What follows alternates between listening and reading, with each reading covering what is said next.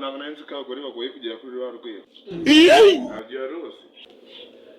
Ntabwo nari nzi ko agaze kuba uri mu cyenda akazi kakwishe.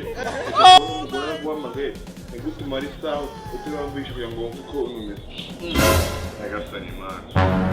Ngenda abona kandi aba ari n'umugore.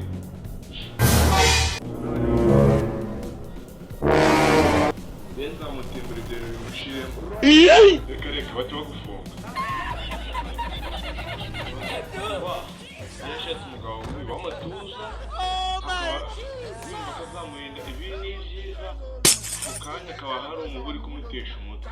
Bombastic side eye. Ukagenda ukica uwo mubu wamara kuwica ugasubirayo. Criminal offensive side eye. Do you understand?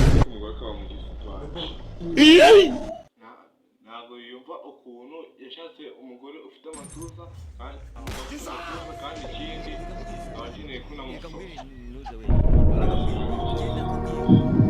Aba yumva natakazi kubera we baramutse banyirukanye se ubwo bikumva nakongera kubaho gute. Ejo bundi bwo mujyanye gushopinga stock y'ibyo iruzuye. Wifi nayiguze umusibesho. Abonoma muri televiziyo nayo narayiguze. None ni gute irigwa amamagara ko ataranshaka. Ariko itazi ni umugoresha wakubwira uwanjye. Why are you running? Why are you running?